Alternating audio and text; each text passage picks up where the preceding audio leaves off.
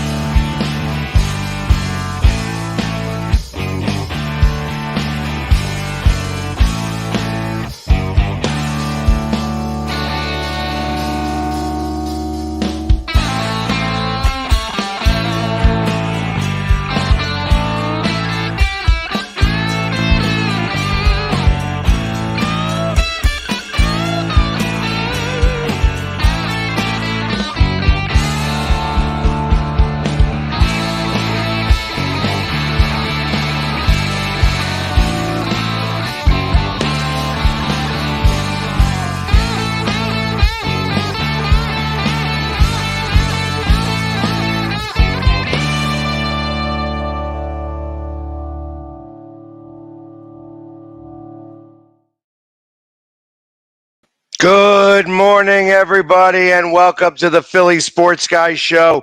I know everybody's getting like a double dose of me today, where I was doing the show this morning. This started up a whole hour, and now we are here talking about Philadelphia sports with the Philly Sports Guy Show. And let's get right to it because there is some stuff to talk about today. Obviously, the Phillies came back out of the All-Star break, and they just could not seem to get the car started. They must be having a problem with the ignition or the alternator or the starter because they came out like a dud. And really, the Cubs come into town.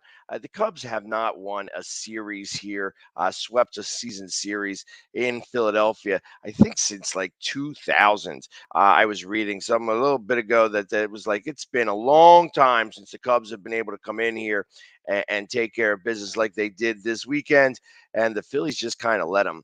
They started off on Friday with a 15-2 spanking, and I kind of imagine that for everybody, there was a lot of people there in the stadium on Friday that were dealing with the heat, and they got to see a big dud from the Phillies organization. Bats just did not come out. It kind of looked to me, and maybe I'll talk about the whole weekend first before I go ahead and give my opinion on this. Like I said, they come out and they start with Kyle Gibson. And I'm not exactly sure what Thompson was thinking about having Gibson be the starter out of the All Star break and letting Nola not be the one that comes out of the All Star break. I kind of feel like you may want your ace there, get everything back on the right track. You guys did just sweep the Marlins coming into the All Star break. Then you have this week off, and now you come back out there. Obviously, nobody was pitching.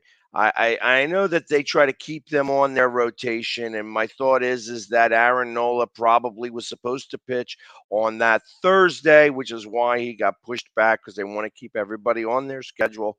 However, they just had some time off. I don't understand why they just couldn't have resituated them.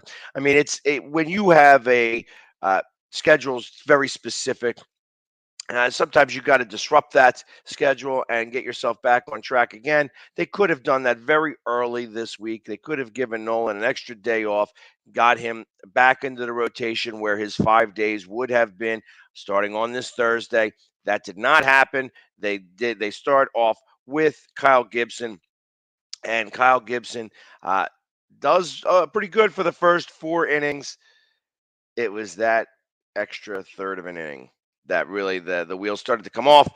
He gives up 6 earned runs, 5 in that inning specifically. The Cubs go up 7-1 within the fifth inning. It looked kind of good starting off. Very first pitch that the Cubs threw, Schwarber knocks it out of the park. They were up 1-0, but then, like I said, as the fourth inning, they tied it up. Fifth inning, just the wheels come off. And then at the eighth inning, the bullpen not doing so hot. Ninth inning, they have Bryson Stott come in to pitch, and ultimately he gives up a 2-run home run, a 3-run home run. I guess they just didn't care. That really started the flow of this weekend. Saturday comes in, and Wheeler is pitching a pretty good game. So ultimately we think, okay, here it is. He's going, but the bats are quiet. The bats are quiet. They're not able to get anything up off the ground. Finally getting a run in the seventh inning, and they work that out. And okay, to tie it up, have the opportunity in the ninth inning. It's 1-1. They have the opportunity in the ninth. Again, not able to take advantage. 10th inning comes, and they bring out Jose Alvarado, who really pitched a little better than what his line really shows here. I mean, I thought that he did pretty well. Yeah, they gave up 5 runs. Only 3 of them were earned, but ultimately that was, there was a couple of gaffes by Alec Boehm. That's going to happen sometimes. He has been playing better over on third base, but he did have a little bit of an issue in that 10th inning. The Cubs are able to score 5 runs. The Phillies are just not able to answer. They do score a run in the 10th inning, but ultimately they lose that game 6-2. And then, which leads us to the Sunday game again, where they just, again, the bats looked lackluster. It was the first 4 innings. It was like perfect game. And I couldn't understand why. I don't think that the pitcher was anything that great. Drew Smiley. I mean, obviously he's a halfway decent pitcher, but he's nothing spectacular. He's not Cy Young by any stretch of the imagination. But the Phillies could not seem to hit him. They do get a run in the fifth. They do score another one in the sixth. They get one again in the eighth on a home run by Bryson Stott, or I'm sorry, Garrett Stubbs. Actually, and I'm sorry, it wasn't Bryson Stott that was pitching. It was Garrett Stubbs that was pitching. I get them confused sometime on Friday night. So Garrett Stubbs was, touched for 5 earned runs in that game. But he gets a home run in the bottom of the eighth, and then they go out like 1, 2, 3 in the ninth, and not able to get anything going. And ultimately, they lose this game 4-3. The Cubs at 38-57 come into Philly and sweep the Phillies for the first time since the year 2000. It made things very frustrating. I initially said that, my thoughts on this are that the Phillies took the time off during the All-Star break, and it looks like the Cubs practiced.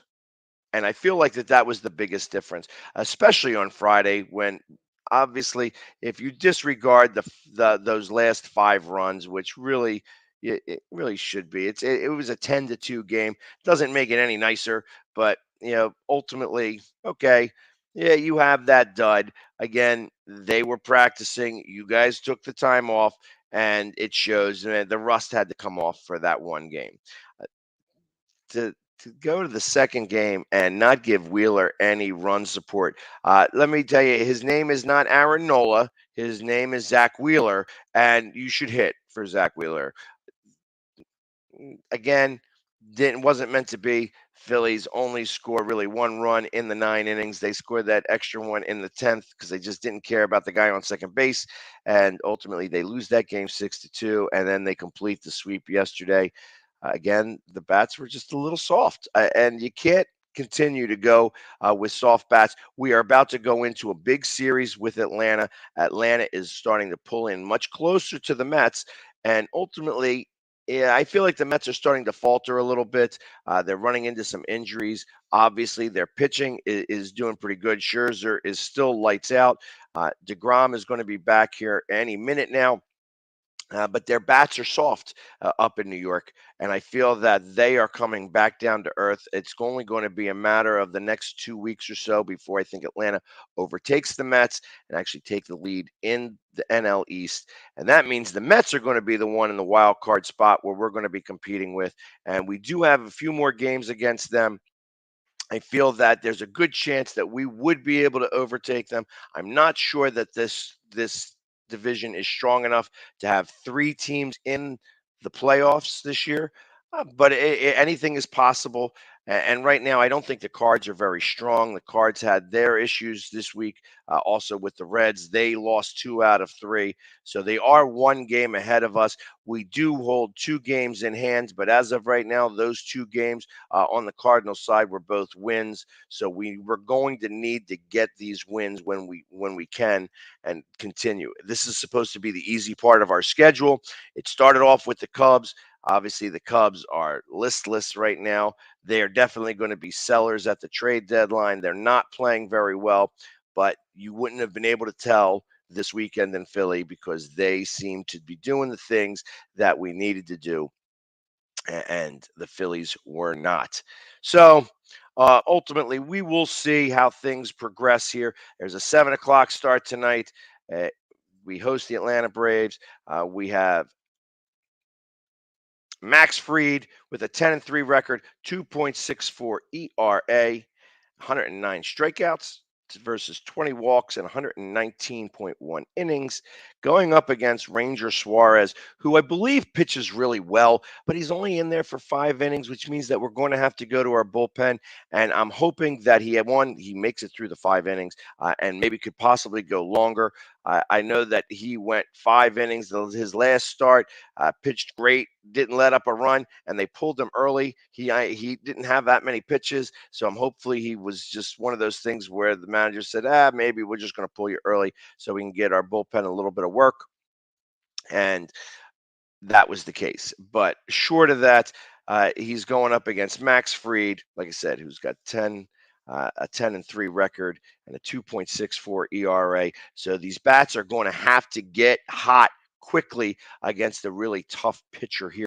And hopefully the Phillies are going to be able to do it. I do think the Phillies are going to bounce back. They do like to play up against their competition or down to their competition. My expectation was that they did play a little down this weekend, but they need to get the bats ad hoc and on the field and get these hits start to rolling here, and hopefully put some up on Max, and that we could actually start off this series with the W instead of dealing. And you have to have a short memory with the losses that we just had against the Cubs.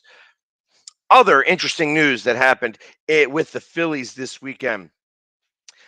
Nick Castellanos had a little bit of a run-in with a reporter. The reporter wants to ask this question: did he hear the booze? Did he hear the booze after the strikeout? Now, I'll be this. Like, first off, being the Philly sports guy, I don't boo. And I know that it's every Philadelphia fan's right to boo whenever their team is not doing well, whenever our guys are not doing well, and I understand that. So I'm a firm believer that you get to do what you want because you're paying the money. Our money and these tickets pay for these guys' salaries. That being said, for a reporter to ask, so did you hear the booze? Did you hear the booze from the Philadelphia fan base after you struck out? Really? I mean, not for nothing. Is that like, top-notch reporting? Are you looking to just try to get a rise out of the player? Are you looking to see maybe get a sound bite? Is that what you're trying to do? Because I feel like Nick, answered it properly. He's like, yeah, no, I lost my hearing for that. Of course, he heard the booze. He's going to continue to hear the booze as he continues not to play very well. And I get it. You know what I mean? You got to be able to hit the bat. We got you here because of your bat. It's not because you're this fantastic outfielder. It's not for any other reason. We got you here because of your bat, and your bat has not made the trip with you from what I think he played for the Reds last year. So, or he played whoever he played for, that he just forgot to bring the bat with him. And so it's, we're starting to hear some of the Philly faithful going, let's make something happen. I do also hear that when he comes up to the plate, they try to cheer him on. So it's not like they're just doing the booze and that's like, okay, well, you stink and that's that. But ultimately, you have to start to produce a little bit here. You just have to. And I kind of feel like he's going to start to get hot when we really need him. I really need to see him in August. The fact that he's been in a slump most of this season, is it possible that he could be in a slump all season long? Absolutely. Do I feel that that's really the case? No, I think that he's going to start to come on, and it's just going to take a little bit of time, and that the slump is overextended some. That being said, the reporter goes out there and he says that, and then the reporter gets his back up afterwards. He's like, "Yeah," when Nick says that's a stupid question, and if it is a stupid question. I mean, did you hear the booze? I mean, it's like, hey, listen, maybe you said, did you hear the booze? And how do you feel about it? How do you feel about being booed? Obviously, and that's maybe where he could have led the question. But he didn't ask that second part of the question. He just said, did you hear the booze? How about that, buddy? Did you hear those Phillies fans booing you? And of course, he's like, no, I didn't hear it. And then he says it's a stupid question. And the reporter gets his back up and says, hey, it's not a stupid question. You should be equipped to answer it. No, you should ask the question properly. You are supposed to be a writer in this town. Understand you want to try to ask a good question there, but you asked it improperly. And it just made you look dumb, made you look stupid. And I feel that Nick did what he needed to do. He didn't need to answer the question. Yeah, it's a stupid question. You're not asking how I feel about it or anything like that. Ask me how I feel about the booze. That's a different question. Did you hear them?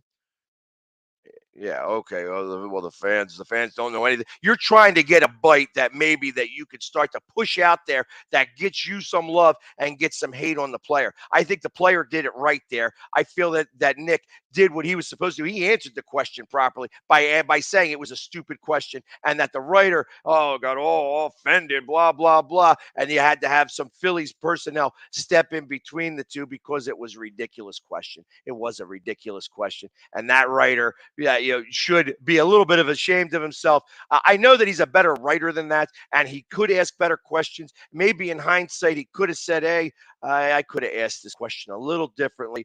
I wanted to know what his opinion was of the booze, not necessarily the fact that he heard him.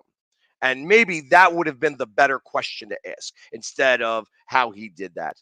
And that really overtook everything. I was reading on Twitter, Jamie Apodi, because she put out this tweet, another guy is saying, oh, well, Jamie Apodi's a hack. Well, first off, other than the fact that all us Jamies stick together, as I am a Jamie, and I'm going to stand up for every other Jamie, as some writer for The Athletic, because he doesn't want to write for The Inquirer anymore because The Athletic, actually, it's a paid site, and he'll actually get a couple of dollars more than he does with The Inquirer, is a hack himself. There's a reason why, when I looked at his tweets, I'm like, wow, this is you, and you're calling somebody else a disgrace. Come on now. It's just like I find that the Philadelphia writers right now have a little bit of a black eye because of what happened this weekend. And then I understand the Phillies aren't playing that well. They just did get swept by the Cubs, but that doesn't excuse the fact that you guys have to remain professional as a writer. And I had something to say about that, and I wanted to get it across on my show here. So, yeah, Jim Salisbury was the one. And thank you, Chris, for putting that out there. I didn't really even want to mention his name just because like I said, I felt that he's a better writer and a better reporter than that question that he asked. I felt that it just was a little bit ridiculous, and ultimately it came across that way. And that's why I wasn't going to really mention him and call him out by name. But since you put it out there, I am going, I figured I'd do that. Give me just a moment, and we'll be back right after these very quick commercial messages. We're going to talk about the Dream Ride real fast, and then I will be back momentarily. The Hometown Foundation is excited to bring back the Dream Ride experience, August 26th to the 28th at Connecticut's Farmington Polo Club. Join us in celebrating the accomplishments of our Dream Riders while enjoying live music, a car and motorcycle show, family fun zone, pet adoptions, canine demonstrations, the Fireman's Chili Cook-Off, and much, much more. Get your tickets today. see right now, without LeBron, Lakers are struggling. Let me tell you about a team I hate, all right? I know the Dallas Cowboy fan is here, so I had to make sure he knew how much I hate this team. I'm ready. I've often said that the people who run baseball, they try very hard to ruin it. I'm from Brooklyn. I don't have a problem saying it to his face. Oh, I'm from Brooklyn. Hey, get us any.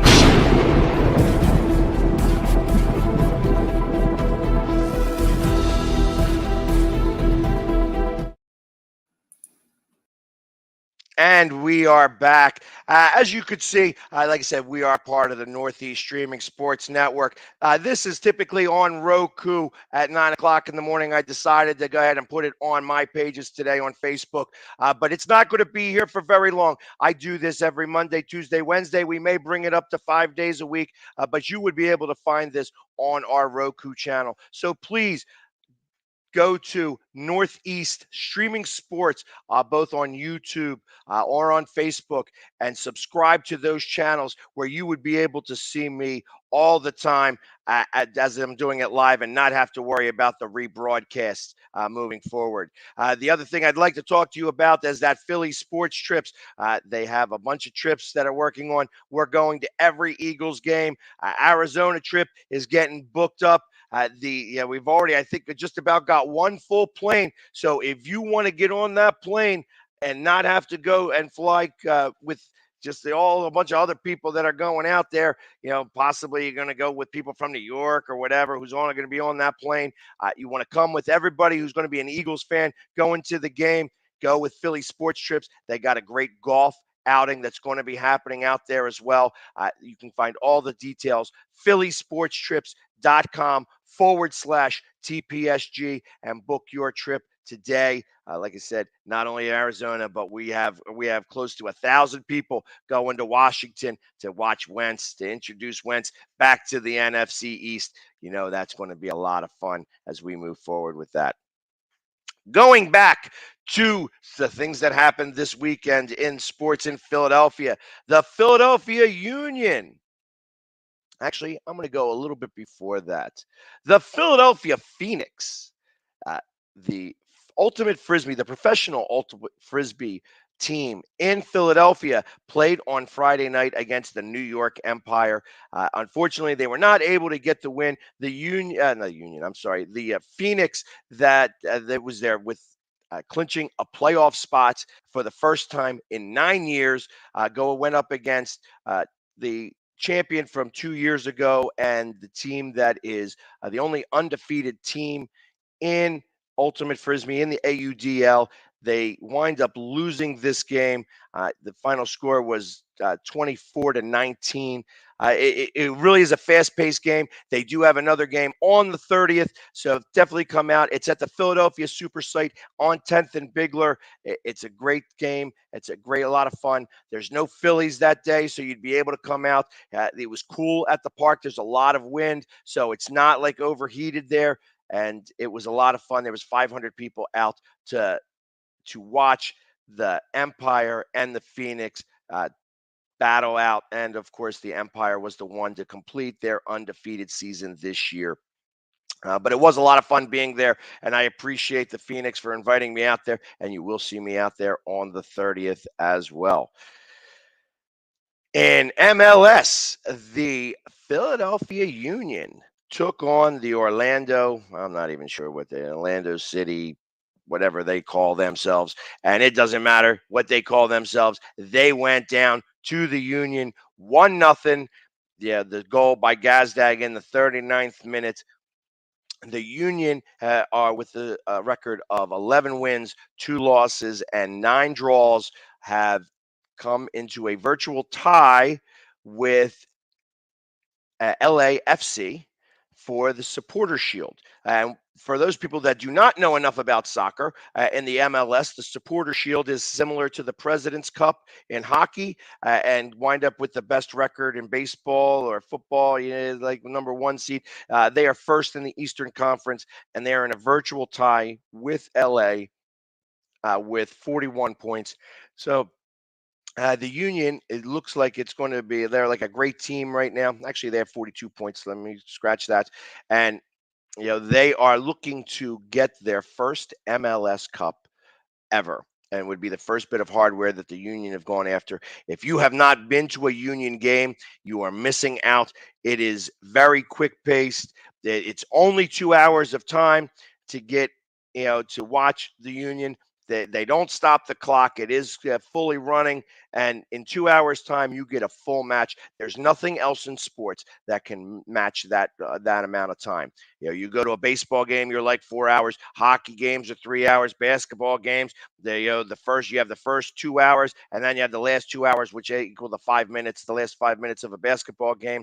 In soccer, the clock continuously runs. They do add some extra time because the guys are down on the ground and hurt for a little bit. They got to put on that magic spray a little bit to be able to get back up. It's like all of a sudden you get the spray, and next thing you know, you're up and running again and doing all the things that you need to do. So, yeah, if you get the opportunity, head out to Subaru Park in beautiful the river in Riverfront in downtown Chester. It's actually a great area. The cars are very safe over there. They have a lot of security, so don't feel nervous about going into Chester, and go take in that stadium. That stadium, it holds 20,000 people. It's a great stadium. There's a lot of energy in that stadium.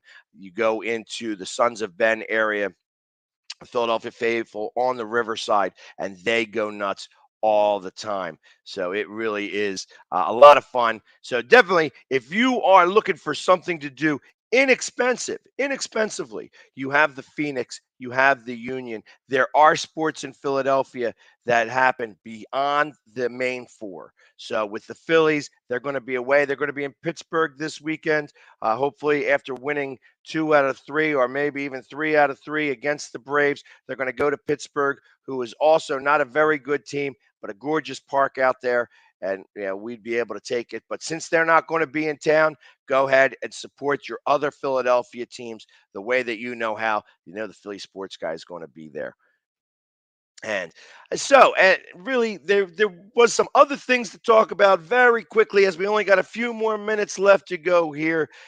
The Philadelphia 76ers are considering, or have put out there, that they are going to be building a stadium or an arena in the Fashion District of Philadelphia, which is just outside City Hall. The Fashion District, maybe, as somebody mentioned, maybe 40 years ago, when there was John Wanamaker's and Gimbels and all those other things that were down there. Now, I wouldn't call it very fashionable. It's just, it's near City Hall area. But, and it's going to be $1.3 billion. That's a lot of money for a building, and hopefully, I'm not sure if this is a real thing or if this is them just trying to uh, call Comcast's bluff on the Wells Fargo Center. And I'm just not sure if they are really, going to make this move or not. From what I understand, after reading the plans about this, the $1.3 billion, the building itself is only going to cost about $800,000. The other $500 million is to help the infrastructure around that area so that you would be able to take public transportation.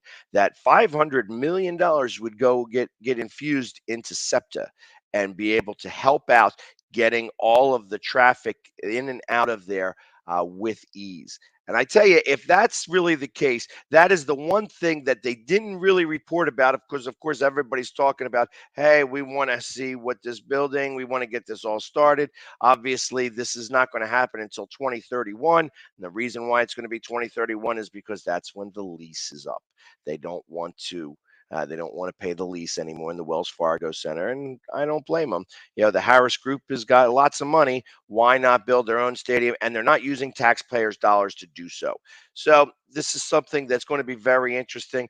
The quick thing with the Eagles, they did come out with a black helmet, with the Eagles on the Eagles wings on the sides.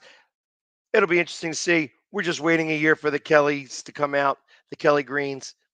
We all know that. That's what we're talking about. So we're just going to be able to bide our time. They're going to be able to do a midnight on their Thursday nights, I can imagine, for go with the total black uniforms and the with the Eagles wings on the helmets. So it should be fun to see during the season. Of course, they start camp tomorrow. We'll talk more about that then.